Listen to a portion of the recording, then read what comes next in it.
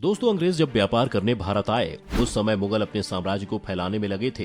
पूर्व में बांग्लादेश के ढाका से, पश्चिम में अफगानिस्तान के काबुल तक और उत्तर में कश्मीर से लेकर दक्षिण में पौंडीचेरी तक मुगलों का शासन था। पर जिस मुगल का डंका पूरे दक्षिण एशिया में बजता था, उन मुगलों की सत्ता को अंग्रेजों ने 250 सालों में उखाड़ फेंका। पर ये सब कैसे हुआ? जलालुद्दीन मोहम्मद अकबर के बाद जहांगीर और औरंगजेब जैसे राजा के राज में भी ईस्ट इंडिया कंपनी का विस्तार कैसे होता चला गया? आखिर कैसे दूर देश से आई एक छोटी सी कंपनी ने मुगलों को हराकर पूरे भारत पर कब्जा कैसे कर लिया? जानेंगे फैक्टिफाइड के आज के इस वीडियो में। Factified. Facts on your face. दोस्तों, इतिहास के पन्नों में जब मुगलिया साम्राज्य का जिक्र होता है तो जहन में एक ऐसा शक्तिशाली साम्राज्य उभर कर आता है जिसकी स्थापना बाबर जैसे शासक ने 1526 में दिल्ली के आखिरी सुल्तान इब्राहिम लोदी को हराकर की थी। बाबर भारतीय नहीं था, पर पानीपत की पहली लड़ाई में उसने इब्राहिम लोदी को हराकर उससे दिल्ली को जीत लिया और दिल्ली को मुगलों के रंग में रंग दिया। पर एक पुरानी कहावत है कि इतिहास अपने आप को दोहराता है और जिस तरह मुगलों ने बाहर से आकर भारत पर राज किया, वैसे ही अंग्रेज भी भारत में आए। पर बस फर्क इतना था कि बाबर भारत में आया ही राज करने के लिए था, पर अंग्रेज भारत व्यापार करने आए थे। बाबर के बाद हुमायूं और उसके बाद अकबर तक तो मुगल वंश ठीक ठीक चला। First representatives of East India company. साल 1600 में ईस्ट इंडिया कंपनी की स्थापना हुई और 1612 में ईस्ट इंडिया कंपनी के रिप्रेजेंटेटिव्स कैप्टन हॉकिंस और टॉमस रो जहांगीर के दरबार में पहुंचे तो मुगल वंश के अंत की उल्टी गिनती शुरू हो गई।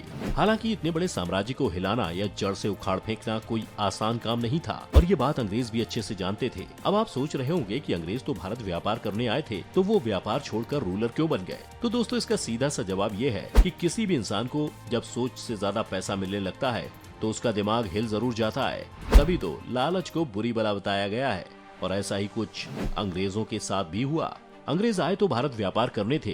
भारतीय राजाओं की संपत्ति और व्यापार में हुए मुनाफे ने उन्हें सत्ता का ऐसा लालची बनाया कि वो साजिश से सत्ता पाने की कोशिश करने लगे। Jahangir, Britishers easy target.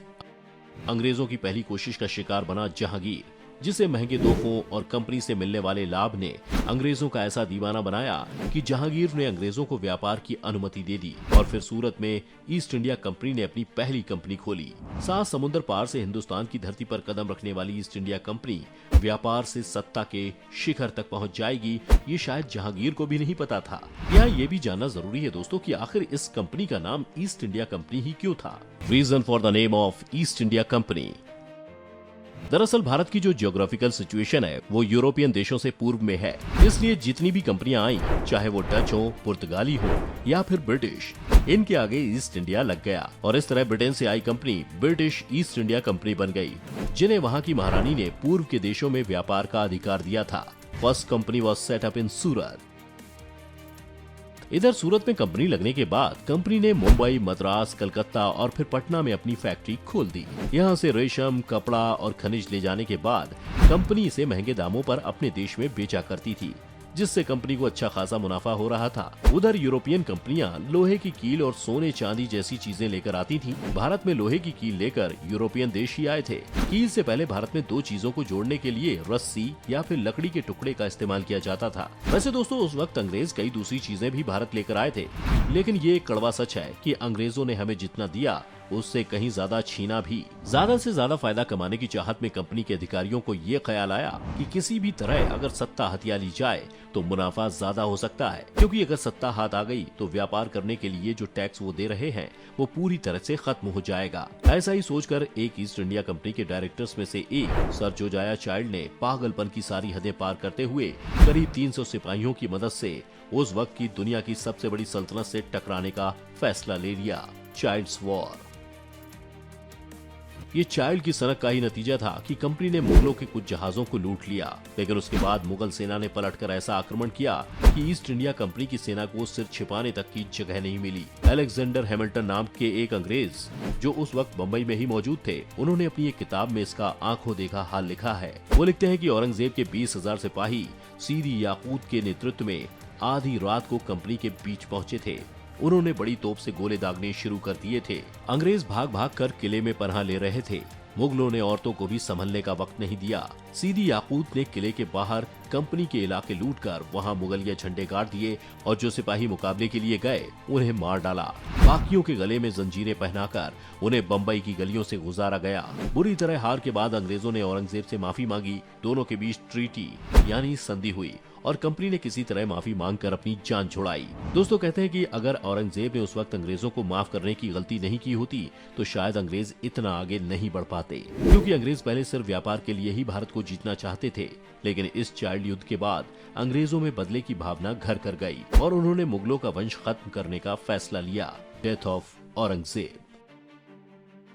उधर अंग्रेजों के अंदर बदले की भावना उमड़ रही थी तो इधर 1707 में औरंगजेब की मौत के बाद मुगल साम्राज्य बिखरता चला गया, जिसका अंग्रेजों ने भरपूर फायदा उठाया। इसी दौरान नादिर शाह के आक्रमण ने मुगल साम्राज्य को आर्थिक तौर पर खोखला कर दिया। हालांकि तब भी मुगलों को जड़ से उखाड़ फेंकना अंग्रेजों के बस की बात नहीं थी। Divide and rule policy of Britishers. फिर भी अंग्रेजों ने मुगलों को हराने की कोशिश बंगाल से की, जहां अंग्रेजों ने डिवाइड एंड रूल यानी फूट डालो और शासन करो की नीति अपनाई।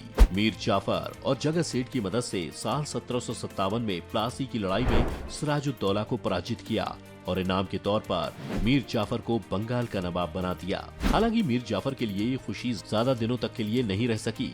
मीर जाफर ने जब अंग्रेजों की बात मानने में आनाकानी की तो मीर कासिम को नवाब बना दिया गया। उधर 7 साल बाद ही बक्सर का युद्ध हुआ और उसमें जीत के साथ ही अंग्रेजों ने एक साथ बंगाल, बिहार और उड़ीसा में व्यापारिक अधिकार में बढ़ोतरी हासिल कर ली। वहीं दूसरी तरफ पुर्तगाल की राजकुमारी से ब्रिटेन के शासक की शादी हुई तो पुर्तगालियों ने मुंबई जो उनके कब्जे में थी उसे ब्रिटेन को दहेज में दे दिया। अब अंग्रेज इस बात को समझ चुके थे कि डिवाइड एंड रूल से ही मुगल साम्राज्य को खत्म कर अपना वर्चस्व स्थापित किया जा सकता है। हालांकि इस दौरान मराठा, मैसूर और हैदराबाद के शासक भी अंग्रेजों से लड़ने की कोशिश करते हैं, लेकिन व्यापार की अकूत कमाई, ब्रिटेन से मिल रही मदद और अपनी नीतियों की बदौलत धीरे धीरे अंग्रेजों ने सभी शासकों को एक एक कर पराजित कर दिया। ईस्ट इंडिया कंपनी ने अपने शासनकाल में साम दाम दंड भेद की नीति अपनाकर पूरी तरह से कब्जा करने की कोशिश की। Lord Wellesley subsidiary alliance.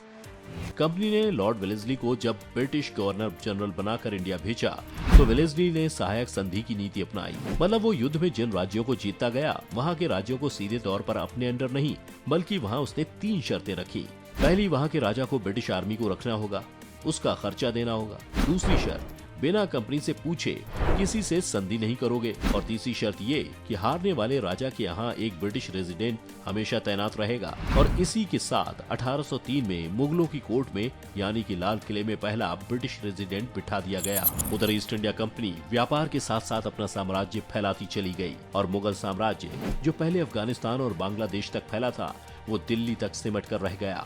Revolt of 1857 और फिर 1857 की क्रांति का नेतृत्व करने वाले अंतिम मुगल शासक बहादुर शाह जफर को हार के बाद अंग्रेजों ने रंगून यानी आज के म्यांमार भेज दिया और उनके बेटों की क्रूरता से हत्या कर दी। साल 1862 में मुगल वंश के अंतिम शासक बहादुर शाह जफर ने आखिरी सांस ली और इस तरह 1857 की क्रांति के बाद भारत पर सीधा ब्रिटेन का शासन हो गया। खैर, अब आप भी समझ गए होंगे कि एक कंपनी जो सिर्फ व्यापार के इरादे से हिंदुस्तान की धरती पर पहुंची थी, उसने करीब 332 साल पुराने साम्राज्य को करीब 250 साल के अंदर पूरी तरह से खत्म कर डाला। आज की इस वीडियो में बस इतना ही। अगर ये वीडियो पसंद आई हो तो इसे लाइक और शेयर जरूर कीजिएगा। साथ ही हमें कमेंट करके जरूर बताएं कि क्या आपको भी ये लगता है कि औरंगजेब की उस माफी ने अंग्रेजों को लाइफलाइन देने का काम किया था। और हाँ दोस्तों, इस वीडियो को पूरा देखने के लिए आपका बहुत बहुत शुक्रिया।